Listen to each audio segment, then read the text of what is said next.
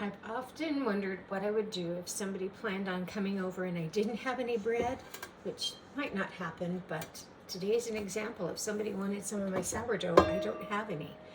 So I found a method that is a simple sourdough in a hurry. So I'm going to give it a try, and you get to come along on the journey with me. So this is, I'm going to mix it in my bowl. You actually add some quick rise yeast to it, so that makes it so you can have bread in about 2 hours or so. And we'll see how this goes. First thing is 283 grams of warm water. And this is filtered water from my fridge.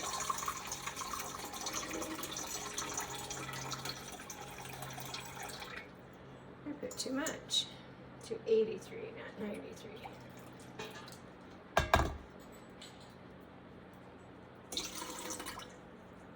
Okay, and then the next thing is to do 1 package, but I have the yeast in the jar. So it's 1 package, or it is 2 1/4 teaspoons, which is 7 grams. So I'm going to zero out my scale again. I have it on grams. And I'm going to go for 7 grams of active rise yeast. I guess some people think this is a no-no for sourdough, but I'm thinking I can get the same flavor, just a little quicker method. And then I'm going to use 8 ounces of my sourdough starter, which is cold, straight out of the refrigerator. And I found that if I use a little bread scoop, it's kind of easy, or cookie dough scoop, it's easy to kind of get it out. I'll go ahead and stir this up a little bit to incorporate any of that hooch, that liquid that's on top, into it. So this is cold, unfed. I don't know how long it's been in the fridge. A week or more, maybe. And so I'll need 227 grams of starter. Let's go with 1 scoop. Ooh, I'm going to zero that out. So that's about 25 grams per scoop. So let's see what we got here. We need 227 grams.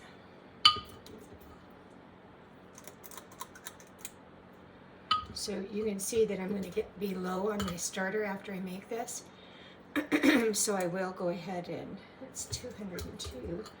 I'll go ahead and use what's left in it. And get another batch growing. Okay. So that's 227 grams. That's a little much. I'm just scrape out some. 227 grams of starter. And that is cold and straight right out of the refrigerator. So the next thing you're going to do is just mix to distribute the starter in the liquid, and just to dissolve it. And I'm just going to use my wooden spurtle here because there's enough water that's going to make it easy to incorporate it all. Man, I'm making a mess.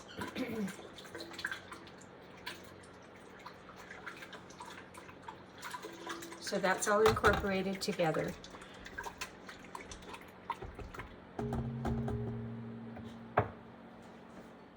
Next, I'm going to add 510 grams of all-purpose flour. I guess you can use bread flour too, but I always have the all-purpose unbleached flour.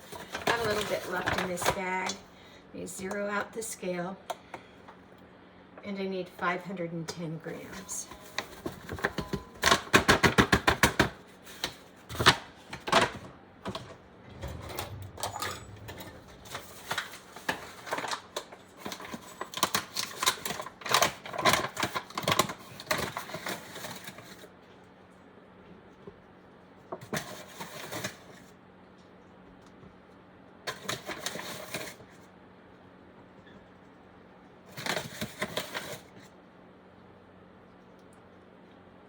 You know, I probably could save on time on my videos if I had this already measured out and just dumped it in. Oh well, you get to watch me put it in. Oh, 500, well, it's 510. So you also need 14 grams of salt, any kind.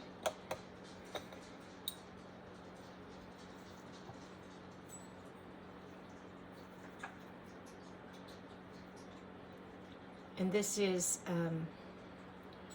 just kosher salt. So then what we're going to do is you're going to knead it in the stand mixer for 5 to 7 minutes. So let's get that on. My dough hook.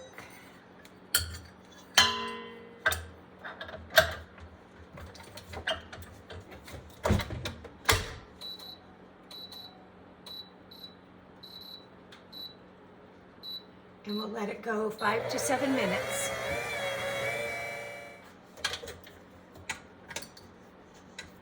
So I'm going to clear off the dough hook.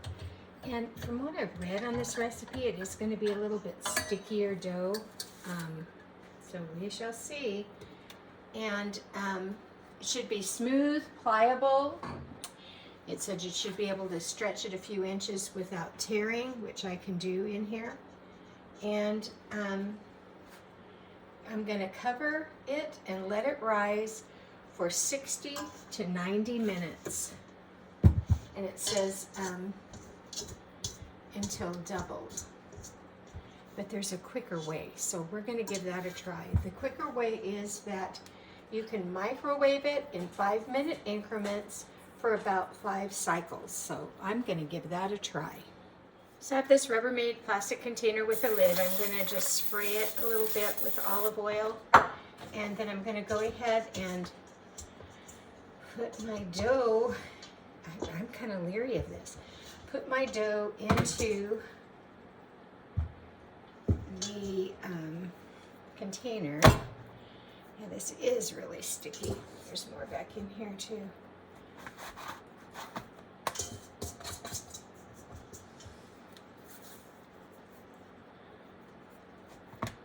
Okay, so it says cover it and let rise, or microwave at lowest power setting in 5-minute increments with about a minute in between each cycle to rest until doubled. So let me smooth this out. Like I would rather have had my square one because I can tell better when it's doubled. I'm going to go ahead and mark this so we can see about where it started, and it's going to need to double. So here we go. Lid on. Lowest power setting. Okay, so we're going to do 5 minutes at the lowest power level.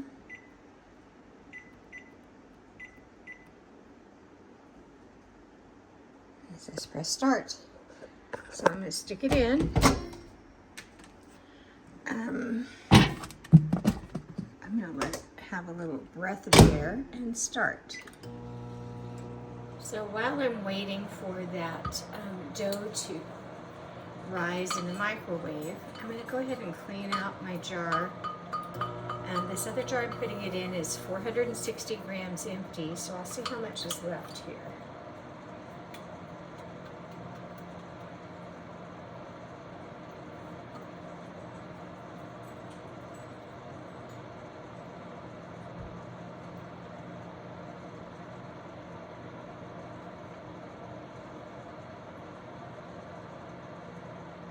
So that is right at 80 grams. So I'm going to leave it there and clean out this jar.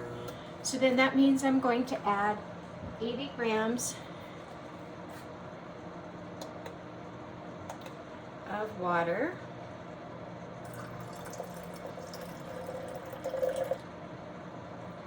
And then 80 grams of flour.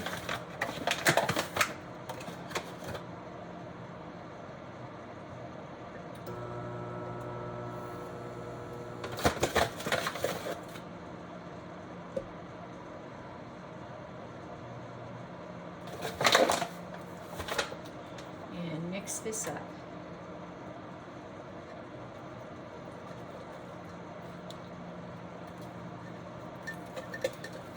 and just make sure everything gets incorporated. You want to bring up that starter from the bottom.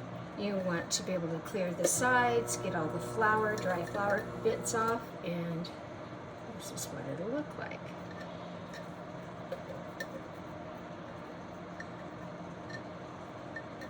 So then I'm going to let this sit.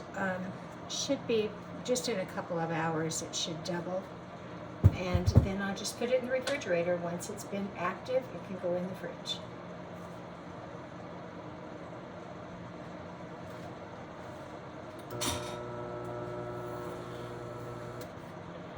My OCD-ness cleaning off the sides.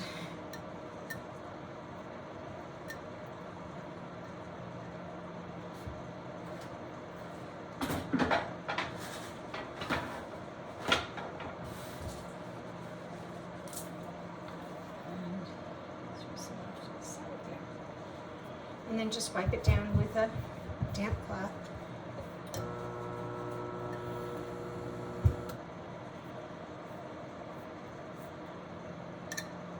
And then I do it with a dry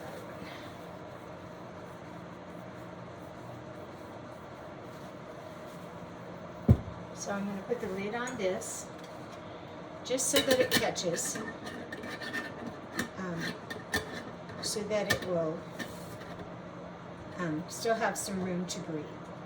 And we'll let this sit for, it'll be about 2 hours until it doubles. So I'm going to go ahead and mark it where it's at now, so we can see where it's going to be in about 2 hours or so. Okay, here we are at number 5. Oh gosh, it has doubled. I am impressed. I'm just wondering how well it's going to go once we start the whole cooking process. So the next thing you do is prepare your baking vessel. I'm going to use my 4-quart Dutch oven by putting parchment paper in the bottom, but I do my little cutout of the pastry mat, and I've sprayed it with olive oil. So we're going to wait for that, and then we're going to preheat the oven to 475. So this is different than a lot of the others that I do, where I go into a cold oven. So 475 to preheat. And then I'm going to remove the dough to a lightly floured surface. Here we go.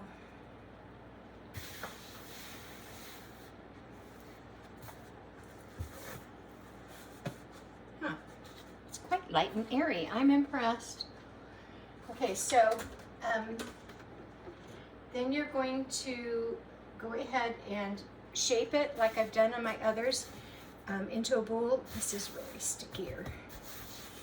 And the recipe did say if it's too sticky, it's probably because of the hydration level of your starter. Well, this isn't too bad. Just tuck it under as you go to try and get the top to be as tight as possible.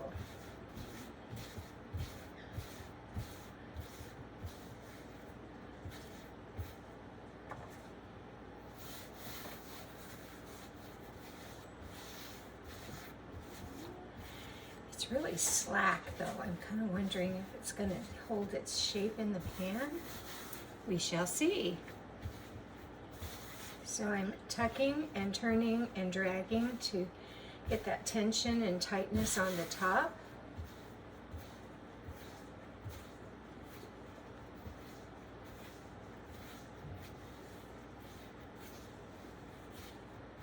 Oh, I'm getting some bubbles. I'll do one more round here. That is weird. I'm getting bubbles on the top, so I need to tuck those under. Okay, we're going to put it into the baking vessel.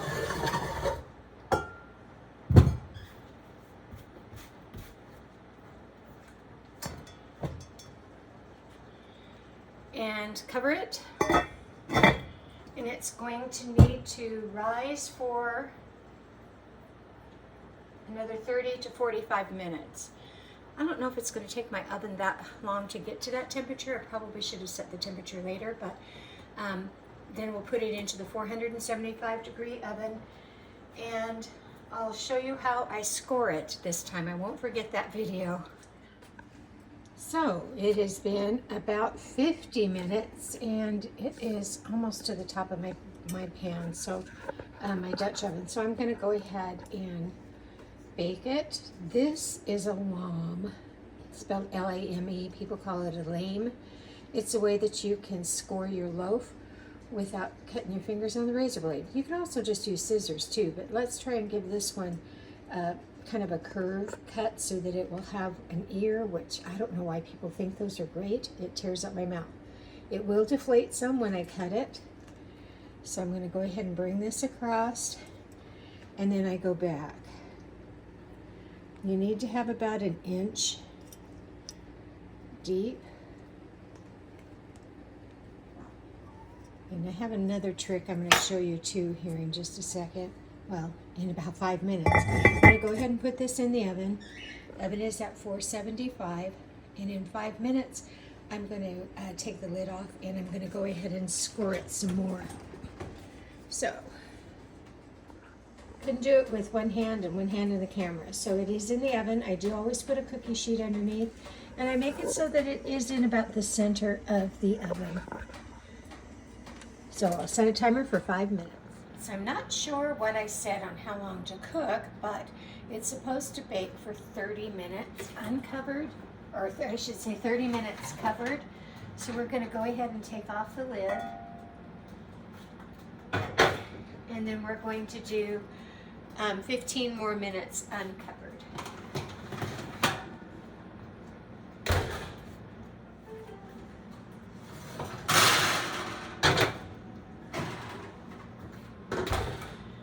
Turn it out onto the cooling rack.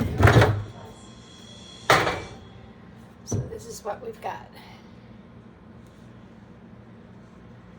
Doesn't look as good as if it was a full night of